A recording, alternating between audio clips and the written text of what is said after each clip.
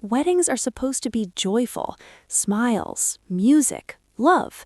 But that day, I felt invisible. My name is Lara, and this was my sister's wedding.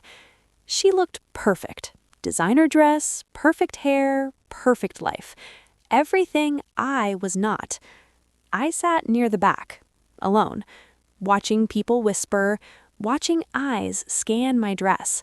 Not expensive, not flashy, just mine. My mom leaned over, whispered, "Try not to embarrass us today." That hurt more than I expected. The ceremony ended. Applause filled the room. Then came the speeches. My sister stood up, glass raised, smile wide. And that's when she looked straight at me. I want to thank everyone, especially those who actually did something with their lives.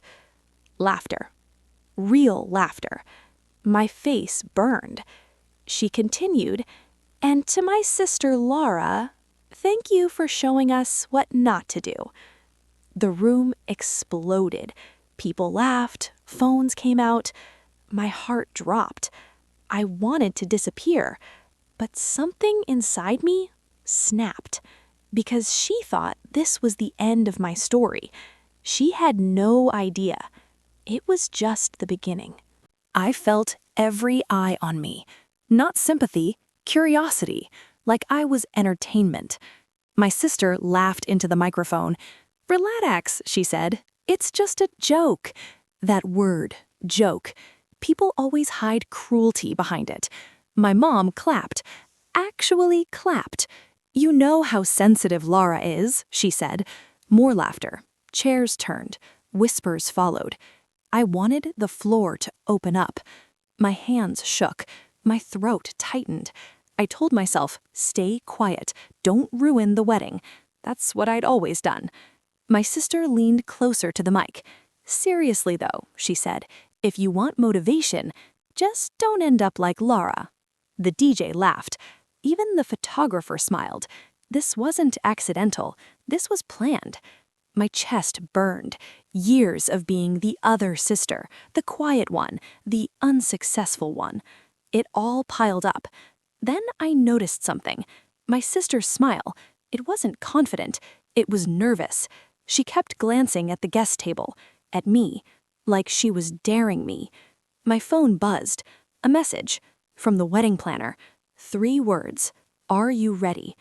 My heart stopped, because in that moment, I realized this wedding wasn't just her big day. It was my moment too, and I was done staying silent. I stood up. My chair scraped the floor. Loud enough, heads turned. Whispers stopped. My sister froze. "Lara," my mom hissed, "sit down." I didn't. I walked toward the stage, each step steady, calm, controlled.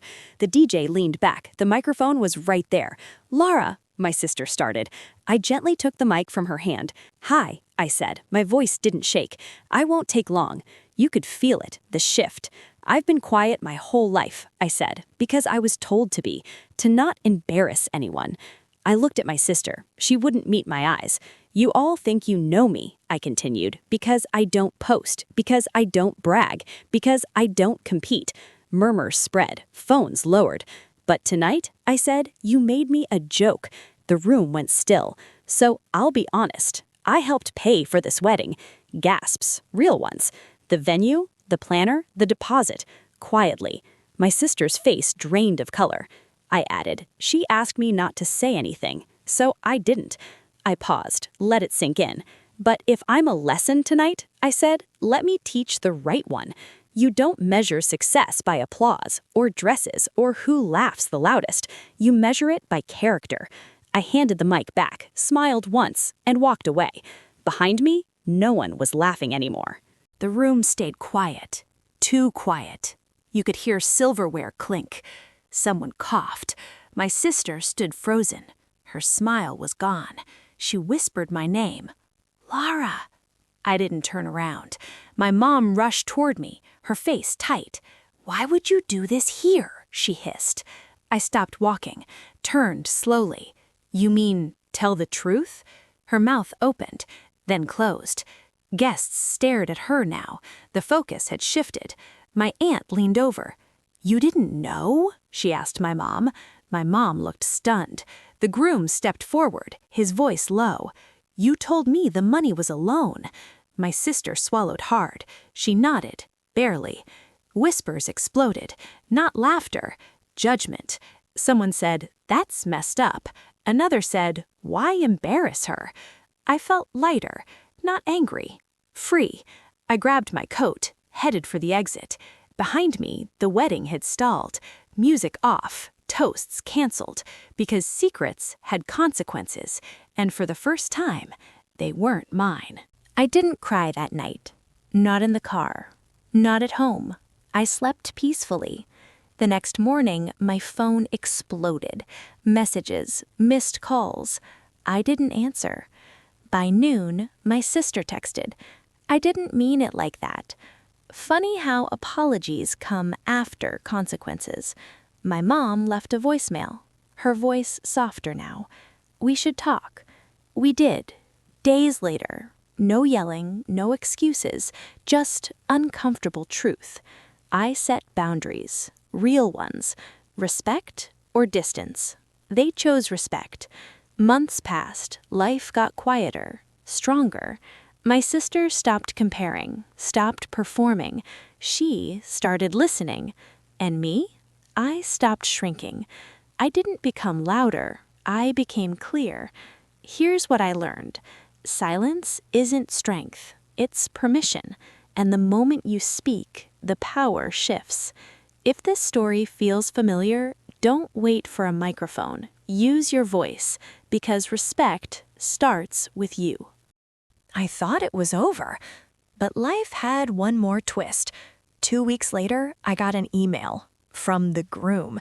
He thanked me, not for the money, for the truth. He said that night changed everything. Counseling, boundaries, honesty. Then came the line I didn't expect. "You're the strongest person in your family." I stared at the screen. For years, I believed the opposite. Turns out, I was just quiet. If you're watching this, and you're the family joke, the less successful one, listen closely. You don't owe anyone your silence. You don't owe anyone proof. And you definitely don't owe them humiliation. Speak once, clearly, calmly, and watch how fast the room changes. I'm Lara, and that was the night they stopped laughing.